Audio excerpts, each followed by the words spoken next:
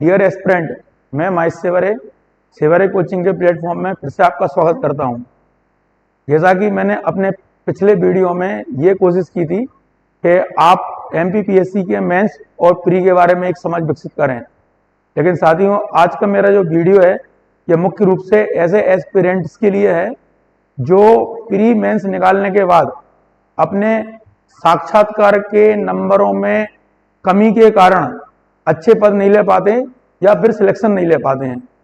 देखा गया है कि साक्षात्कार में एक बड़ा वेरिएशन आता है।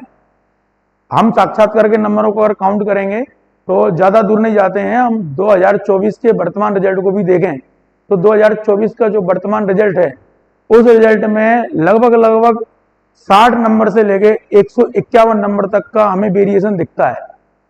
साथियों जब भी हम इंटरव्यू की तैयारी करते हैं या हम इंटरव्यू को देने की कोशिश करते हैं तो मेरा ऐसा मानना है कि इंटरव्यू की जो एक बेसिक नॉलेज हमें होना चाहिए वो ना होके हम एक भटकाव की दिशा में पढ़ाई करते हैं। तो आप आज ध्यान दें, ये वीडियो उस दौर में बनाया जा रहा है जब एमपीपीएससी प्री की संभावनाएं अधिक हैं और 2025 का मेंस हमें दिसंबर में लिखना है।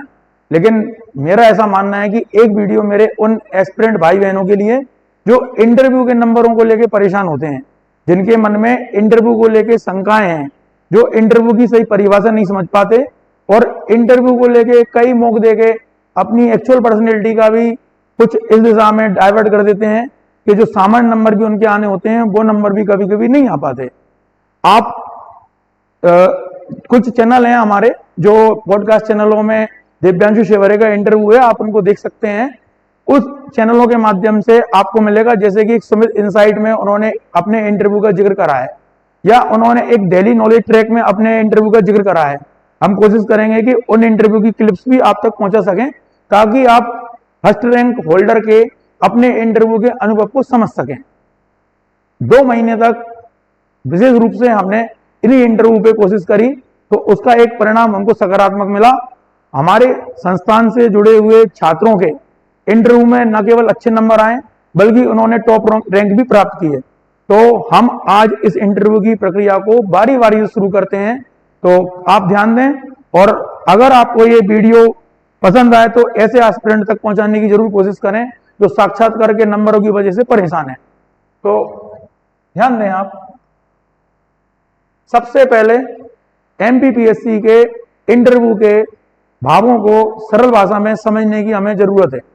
तो पहला, मध्य प्रदेश लोक सेवा आयोग एमपीपीएससी इंटरव्यू क्या है। वर्तमान में देखा जाए तो जो 2024 से आपका सिलेबस ऐड हुआ है उसमें साक्षात्कार के नंबरों का क्रम 185 हो गया है। साक्षात्कार में कुछ बेसिक चेंज किए गए हैं, जैसे कि आप कास्ट शो नहीं करेंगे और आपके डेप्थ जो आप फॉर्म भरते हैं उसमें कुछ तब्दीलियां की गई हैं। अब इंटरव्यू के लिए अलग अलग विद्वानों का अलग अलग मत है। मेरी राय में क्या है, interview means interchange of view. Interchange of view यानी विचारों का आदान प्रदान। तो इसको हाइपर बनाने की जरूरत क्या है, विचारों का आदान प्रदान है।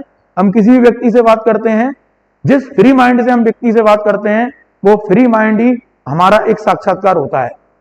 साथियों मेरा ऐसा मानना है कि आप अपनी पर्सनैलिटी में सुधार करके अगर किसी व्यक्ति से वार्तालाप करते हैं और वो व्यक्ति आपसे इंप्रेस होता है और वो ये कहता है कि यार तुमको तो कोई बड़ा अधिकारी होना चाहिए, तो समझो आपका सिलेक्शन पक्का है।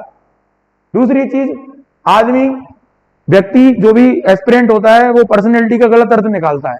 तो मेरी भाषा में पर्सनैलिटी क्या है, पर्सनैलिटी मीन्स आपकी सोच माने थॉट्स क्या है, आपके विचार यानी आइडियाज क्या है, आपका व्यवहार यानी आपका बिहेव क्या है, आपकी आदत यानी हॉबी क्या है और आपका प्रस्तुतिकरण प्रेजेंटेशन कि आप किसी भी व्यक्ति से कैसे मिलते हैं। फिर से करते हैं, आपकी सोच यानी आइडियाज क्या हैं, आपके आइडियाज कंस्ट्रक्टिव हैं कि डिस्ट्रक्टिव हैं, आप प्रोग्रेस करवाना चाह रहे हैं कि बैक पे ले जाना चाह रहे हैं।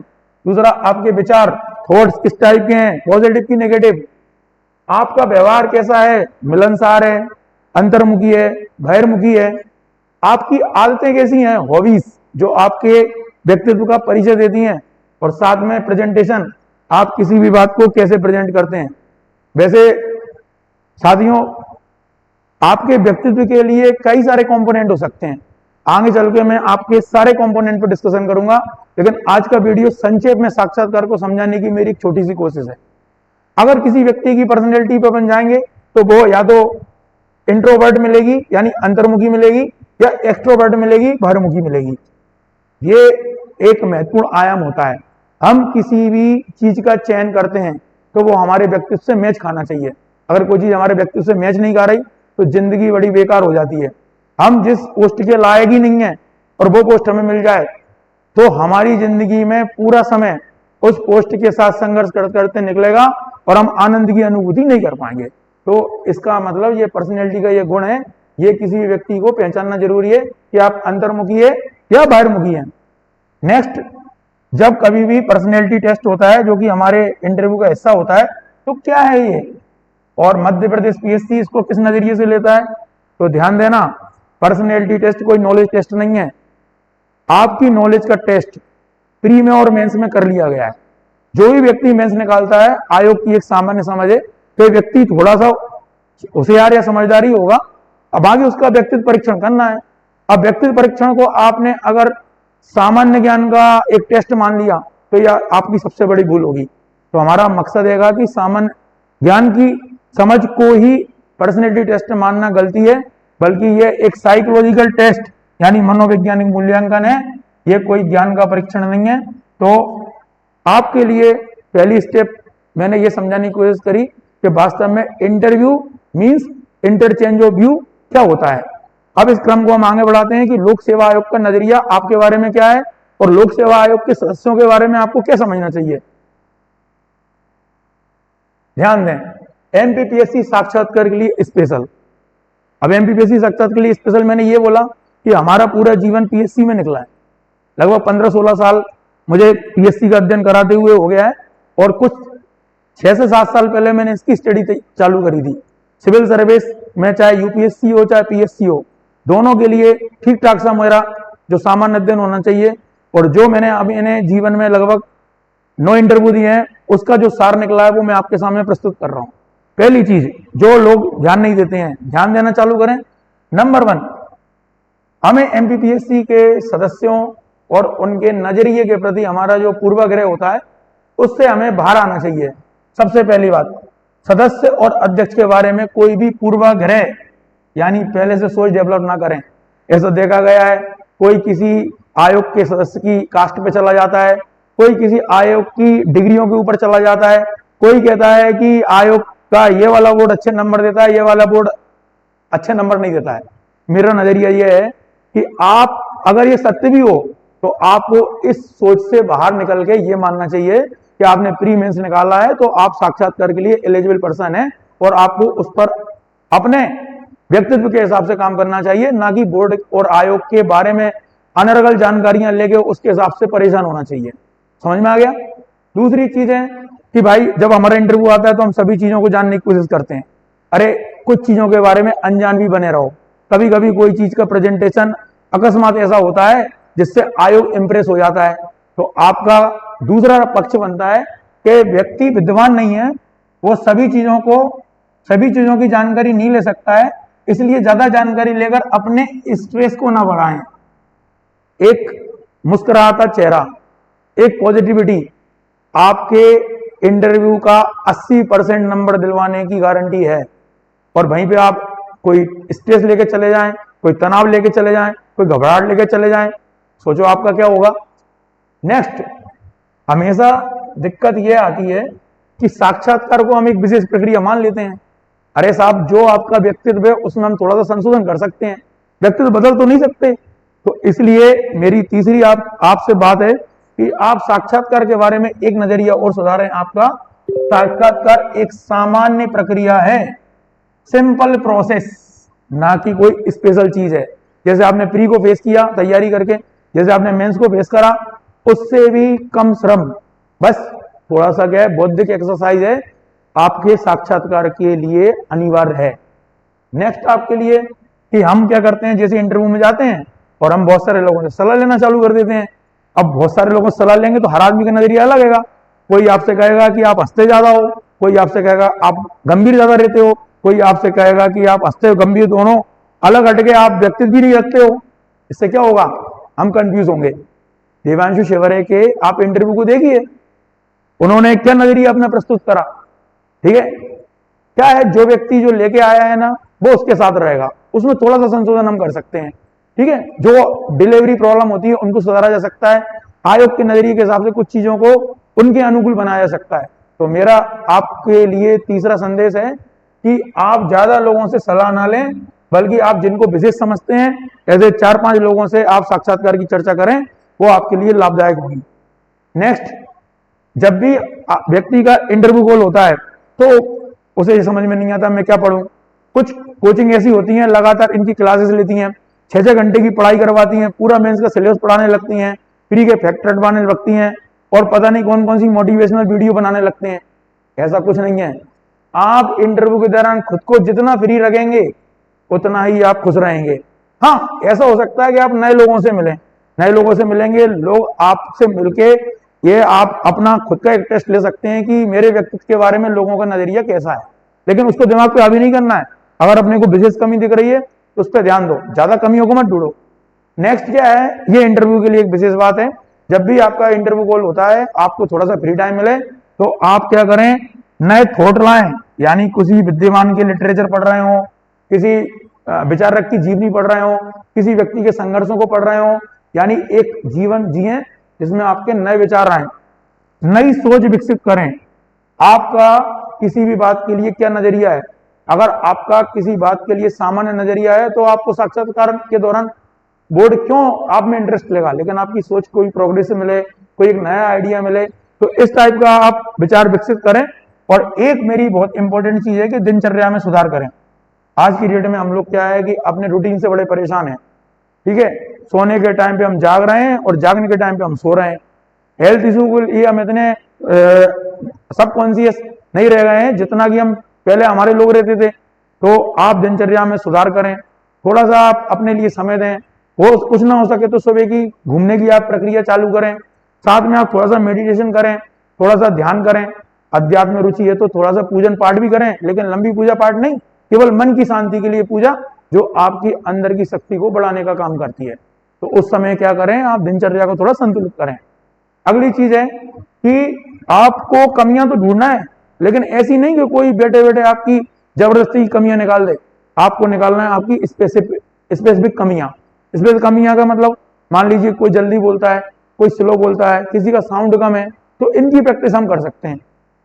तो अगला क्या आएगा कि आप अपनी स्पेसिफिक कमियों को दूर करें। नेक्स्ट आपके लिए कि बदलाव हमें चाहिए इंटरव्यू के लिए, लेकिन अनावश्यक बदलाव नहीं होना चाहिए। अनावश्यक बदलाव किसी को देख के हम अपने आप को ना बदलें। ठीक है, आपका जो ड्रेस कोड भी होना चाहिए बड़ा सिंपल सोबर होना चाहिए। रीजन क्या है कि जब आप इंटरव्यू में जाते हैं ना तो 2 टाइप के लोग इंटरव्यू देने जाते हैं। एक बिल्कुल नया रंग रूट, first attempt, pre mains interview. अब उससे आप क्या एक्सपेक्ट करोगे, वो एक स्टूडेंट ही है ना, तो स्टूडेंट बन के ही जाए। और कोई व्यक्ति ऐसा होता है जो पहले से पद पे है और पद पे जाके वो अपने आप को साबित कर रहा है कि मैं प्रशासन के योग्य हूं, तो वो व्यक्ति थोड़ा सा क्या अपने को प्रशासनिक जो कार्यशैली होती है उसके अंदर विकसित करके जाए। नेक्स्ट, ये मेरा बेसिक था जो आपको मैंने समझाने की कोशिश करी। अगला आपके लिए है कि मध्य प्रदेश लोक सेवा आयोग का दृष्टिकोण यानी व्यू पॉइंट साक्षात्कार के लिए क्या होता है। बहुत कुछ आपको अनर्गल बताया गया है। मैं जो पेज पे लिख के आपको 5-7 क्वेश्चन डिस्कस कर रहा हूं, मान लेना कि जब आपका 80% इंटरव्यू खत्म हो गया, आप पूरे टाइम इन इंटरव्यू के क्वेश्चनों की तैयारी करिए। इन्हीं क्वेश्चनों से आपके भरपूर नंबर आएंगे। बाकी हम करंट अफेयर्स तो पढ़ते ही हैं। ध्यान से सुनिए, साक्षात्कार का एक बहुत सरल सा प्रश्न होता है। आप कभी भी किसी से इंट्रोड्यूस होंगे तो वो पहला क्वेश्चन क्या पूछता है, आपसे क्या पूछें। मतलब आपको चांस दे रहे हैं, आपसे क्या पूछें, आप क्या तैयार करके आए हो। आप बोलें कि सर इंटरव्यू की कोई तैयारी नहीं होती, आप जो चाहें पूछ लें, लेकिन एक बार रिक्वेस्ट पूर्ण तरीके से आगे अगर आपको अपनी बात पर वो अमल है कि नहीं बताओ आप तो क्या पूछें, तो 2 से 3 टॉपिक आप बोल दें जिन पे आप तैयारी करके गए। अच्छा होगा तो आपके लिए वही टॉपिक वरदान साबित होंगे, इसलिए इनकी तैयारी ठीक ठाक हो जाना चाहिए। नेक्स्ट, उनका क्वेश्चन बन सकता है आप सेवा में क्यों आना चाहते हैं, सेवा में क्यों आना चाहते हैं? सर जॉब नहीं है, ऐसे थोड़े ना बोलेंगे। आपको अपनी बात को अच्छे से रखने की कोशिश करना चाहिए कि आपने लोक सेवा क्यों चुनी। आदर्शात्मक आंसर नहीं होना चाहिए, ज्यादा क्वेश्चनों में थोड़ी व्यवहारिकता होना चाहिए। आंसर देते वक्त आप आंसर का चयन करें तो छोटे आंसर दें ताकि आयोग आपसे पूरक प्रश्न पूछ सके। ठीक है, नेक्स्ट आयोग का क्वेश्चन ये हो सकता है कि आप प्रशासन में आना चाहते हैं तो आप में कौन सी योग्यता है। फोर्थ पेपर पढ़ा है आपने मेंस का, उसको व्यवहार में जीना सीखो। सर मैं कर्तव्य परायण हूं, मैं डेडिकेटेड हूं, मैं ईमानदार हूं, मैं करुणा से भरा हुआ हूं, मेरे में किसी भी चीज को समझने की क्षमता है, मैं निर्णय अच्छे ले सकता हूं, मेरे में नेतृत्व के गुण हैं। इस टाइप की कुछ चीजों को आप अपने में आत्मसात कर लें और उनका जवाब प्रशासन से होना चाहिए, आपके व्यक्तित्व से होना चाहिए। फिर आयोग आपके पास जाएगा, कभी कभार पूछेगा आपकी खूबियां क्या है। ये तो हो गया, आपकी कमियां क्या हैं, कमी भी तो है। तो कोई भी व्यक्ति परफेक्ट तो होता नहीं है, तो परफेक्ट आप भी नहीं हो, परफेक्ट मैं भी नहीं हूं, लेकिन हम अपनी खूबियों को भी ऐसे पेश करेंगे जैसे कि उनमें भी हमारे कुछ गुण छुपे हुए हैं। जैसे सर मेरी सोशल कनेक्टिविटी थोड़ी कम है, मैं सोशल मीडिया का प्रयोग कम ही कर पाता हूं। ठीक है, मैं थोड़ा फैमिली गैदरिंग वाले प्रोग्रामों को अटेंड नहीं कर पाता। क्यों? क्योंकि मैं अपनी पढ़ाई के काम में लीन हूं, मैं अपनी सेवा के काम में लीन हूं। तो कमी भी हमारी क्या हो गई, खूबी हो गई। सर मैं इमोशनल हो जाता हूं। इमोशनल को हम दोनों तरीके से इस्तेमाल कर सकते हैं, ये हथियार भी है और कमी भी है। किसी अगली वीडियो में मैं आपको बताऊंगा कि ये किस तरीके से चलता है। नेक्स्ट बहुत ही इंपॉर्टेंट सेक्शन है आपकी हॉबी। जनरली हॉबी पूछो, खाना खाता हूं, खाना बनाता हूं, गाना गाता हूं, डायरी लिखता हूं, अच्छी बात है ये हॉबी भी, लेकिन हो सके तो हॉबी में एक यूनिकनेस लाएं, क्योंकि हॉबी अगर हटके होगी तो आयोग तो लगातार लोगों के इंटरव्यू दे लेके बोर हो रहा है। लेकिन अगर आपकी हॉबी में यूनिकनेस मिली और आपने उसको एक्सप्लेन कर दिया तो ये मान लीजिए नंबर का भंडारा हो गया। और जिस हॉबी को आप लिखें उसको कुछ दिन जिए भी, मतलब हम नंबर लेने के लिए गेम खेल रहे हैं, ना कि हम आयोग को अपना वो परिचय देना चाह रहे हैं जिसमें वो हमारे साथ क्रॉस लगा दे और हमें बहुत बेकार नंबर देके भगा दे। अगली आपका प्रश्न हो सकता है, अगर कोई जॉब पे है तो ध्यान रखना कि आपकी जो जॉब है वही आपका 50% इंटरव्यू तय करती है। यानी ऐसे एस्पिरेंट जिन्होंने पहले कोई जॉब ले रखी है, पीएससी नहीं, कोई भी वर्क करते हैं, टीचिंग का काम करते हैं, मतलब 25 साल के बाद के एस्पिरेंट से उम्मीद की जाती है कि वो थोड़ा सा अपना क्या है जॉब का भी विश्लेषण करे, चाहे वो गवर्नमेंट हो चाहे नॉन गवर्नमेंट हो। उस जॉब में आपकी कार्यशैली तय करती है कि आप प्रशासन के योग्य हैं कि नहीं। अगर जॉब में आपने अच्छे तरीके से अपने आप को एक्सप्लेन कर दिया तो मानिए कि इंटरव्यू के सारे कंटेंट फेल और वहां पे आप पास हो गए। इस बात पर आपको ध्यान देने की विशेष आवश्यकता है। अगला है, ये आपसे पहले भी पूछा सकता है, आपने एजुकेशन किस चीज से करी, बीए करा, बीएससी करा, बीकॉम करा, इंजीनियरिंग करी, क्या करा आपने? जो भी करा है उसका प्रशासन में क्या लाभ है? लोग चलते हैं, चालू हो जाते हैं और बताने लगते हैं कि प्रशासन में हम इस काम को, ये वाली हमने ट्रेनिंग ली है तो इस काम को हम करने में इसकी चीज की खूबी के बारे में बताने लगते हैं। गलत परसेप्शन। देखो मित्रों, मैं आपको एक चीज बताना चाह रहा हूं कि किसी भी व्यक्ति की ग्रेजुएशन होती है बौद्धिक विकास के लिए, समझ विकसित करने के लिए। कुछ एग्जामों की रिक्वायरमेंट है 12th पास, कुछ एग्जामों की रिक्वायरमेंट है कि आप ग्रेजुएट हो जाओ, कुछ एग्जाम कहते हैं प्रोफेसर के कि आप पोस्ट ग्रेजुएशन भी करो, नेट भी निकालो, पीएचडी भी करो। तो ये आपको इतना बौद्धिक रूप से विकसित चाहते हैं कि आप कोई भी चीज की समझ विकसित कर सकें। यानी इस क्वेश्चन का आंसर एक सामान्यीकृत होना चाहिए। ऐसा नहीं होना चाहिए कि मैं इंजीनियर हूं तो मैं ही सर्वश्रेष्ठ हूं। अगर तुम सर्वश्रेष्ठ हो तो बीए वाले क्या कर रहे हैं, बीएससी वाले क्या कर रहे हैं? आयोग तो सबको सिलेक्ट कर रहा है ना, तो आयोग को आप इतने हल्के में ना लें। मतलब ये क्वेश्चन ऐसे बेसिक क्वेश्चन हैं जो हमसे मॉक इंटरव्यू में पूछे नहीं जाते। मॉक इंटरव्यू की दशा ऐसी होती है, कहीं हाइपोथेटिकल उन्होंने कोई बात कर दी आपसे, कोई उन्होंने आपको एक काल्पनिक केस स्टडी बता दी और ज्यादा उन्हें आपके मजे लेना है तो ऐसा बोलने लगते हैं आपकी ये गर्लफ्रेंड है, आप ऐसे हो, आप वैसे हो, आप इनके आंसर देते हो, इन्हीं में फंस के रह जाते हो। आयोग वहां से आपसे कुछ और पूछ रहा है और मॉक इंटरव्यू वाले आपको कोई और ट्रेनिंग दे रहे हैं। ये आपके व्यक्तित्व को बिगाड़ने का काम करते हैं बनाने की बजाय। मॉक इंटरव्यू बुरे नहीं है, स्पेसिफिक ड्रेस कोड कैसा होना चाहिए, अंदर प्रेजेंटेशन कैसा होना चाहिए, इसके लिए कुछ मॉक इंटरव्यू होना चाहिए। लेकिन आप जितना इंटरव्यू के टाइम पे अपने को फ्री रखेंगे उतना आपके लिए इंटरव्यू उपलब्धिपूर्ण होगा। देखिए, मेरा जिन लोगों से संपर्क हुआ है, मैं खुद लगभग 9 इंटरव्यू दे चुका हूं और कई छात्रों से मिला हूं और कई मेरे मित्रों ने भी इंटरव्यू दिए हैं। आईएएस आईपीएस से लेकर डिप्टी कलेक्टर से लेकर डीएसपी, हर व्यक्ति के इंटरव्यू को मैंने स्टडी करा। लेकिन मेरा निष्कर्ष यह निकला कि आयोग के जो 80% क्वेश्चन है वो इनके इर्द गिर्द रहते हैं, इनको अपन बेसिक क्वेश्चन कहते हैं। और ये क्वेश्चन क्या है, आपको नजरिया बनाने में मदद करेंगे। अगर आपको साक्षात्कार के बारे में थोड़ा, अगर फर्स्ट रैंक होल्डर के नजरिए से आपको समझना है तो यहाँ पर सुमित इनसाइट्स करके एक पॉडकास्ट चैनल है इंदौर का, और एक आपका डेली नॉलेज टेक करके पॉडकास्ट है, और एक आपका अर्जुन यादव करके पॉडकास्ट चैनल है। तीनों में आपको टॉपर के इंटरव्यू मिलेंगे और हो सका तो मैं इनकी भी वो इंटरव्यू का अंश आपके सामने प्रस्तुत करूंगा, जिससे आपका इंटरव्यू के बारे में एक नजरिया चेंज हो। और भी कई सारी बातें इंटरव्यू में आती हैं। इसके बाद में आपको मैं कुछ लोगों के बारे में जिक्र कर रहा हूं। कोचिंग संस्थान से कई छात्रों का चयन हुआ, लेकिन कुछ छात्रों पे हमने थोड़ा सा एक प्रयोगात्मक अध्ययन करा और प्रयोगात्मक अध्ययन में हमें काफी सक्सेसफुल मिली। तो उस अनुभव के आधार पर मैं आपको बताना चाह रहा हूं कि मैं 3 से 4 लोगों को कोट करूंगा जो पिछले 1 साल में इंटरव्यू में अच्छे नंबर लेके आए। ऋतु रघुवंशी 175 में से 162 नंबर लेके आई थी ये, और इन्होंने ARTO की पोस्ट हासिल करी। इंटरव्यू के नंबर का बड़ा रोल रहा। सचिन रघुवंशी अभी लास्ट जो आपका फॉरेस्ट रेंजर का रिजल्ट आया है उसमें वन संरक्षक अधिकारी की पोस्ट हासिल करी और 4थी रैंक उनकी आई, और उसमें उनके 50 में से 40 नंबर दिए गए। और देवांशु शेवरे को तो आप जानते ही हैं, उनके अभी 185 में से 140 नंबर आए। कुछ परसेप्शन की बात वीडियो खत्म करने से पहले करना चाहता हूं। थोड़ा सा एज ग्रुप का फर्क पड़ता है। अगर कोई इंटरव्यू देने वाला व्यक्ति 21 से लेके 25-26 की एज का है तो उसको एक एडवांटेज तो मिलेगा, लेकिन 25 के ऊपर वाला अगर तैयारी अच्छी कर लेता है तो उसको भी नंबर मिलेंगे। मेरे खुद के साक्षात्कार में जो लास्ट बार मैंने दिया था 175 में से 138 नंबर मुझको मिले थे, जबकि मेरा एज ग्रुप अच्छा खासा है। लेकिन उनके नंबर और मेरे नंबर में सिमिलरिटीज थी। ठीक है, कई कारण हो सकते हैं हमारे नंबर मिलने नहीं मिलने के। एक बढ़िया संदर्भ है कि आयोग के अंदर ही एक व्यक्ति का इंटरव्यू चल रहा था।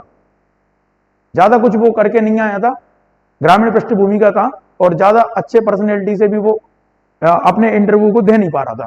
मतलब मेरे से मिला हुआ व्यक्ति है, इसका व्यक्तिगत अनुभव है। आयोग लगभग ये मान चुका होगा कि नहीं यार, इनको एक एवरेज नंबर बिलो देके अपन निकाल देंगे। जाते जाते आयोग ने एक क्वेश्चन पूछ लिया उनसे कि आप भारत की राजनीति को कैसे देखते हैं। उस व्यक्ति का आंसर था कि हम गांधी से चालू हुए थे और आज हम लालू यादव अजीत पवार पे आके रुक गए। मतलब समझे, साक्षात्कार बोर्ड को उसका आंसर एक लाइन का इतना अच्छा लगा जिसमें उसने 75 साल की राजनीति को एक्सप्लेन कर दिया और नंबरों में बदलाव आ गया। डियर एस्पिरेंट, मेरा साक्षात्कार को लेके काफी अच्छा अनुभव है। जब भी आपको जरूरत पड़ेगी ये साक्षात्कार के संबंध में, मैं आपको ज्यादा से ज्यादा वीडियो देने की कोशिश करूंगा। लेकिन मेरे अगले वीडियो काफी हद तक एमपीपीएससी प्री, इसमें 80 प्लस का स्कोर करके हम सेफ हो गए आगे बढ़ना चाहेंगे, उस नजरिए को बताने के लिए होंगे। तो आज के वीडियो में यही खत्म करते हैं। आप अपने व्यूज दें, इसको शेयर करें और बताएं कि हम कहां तक सफल हुए। धन्यवाद।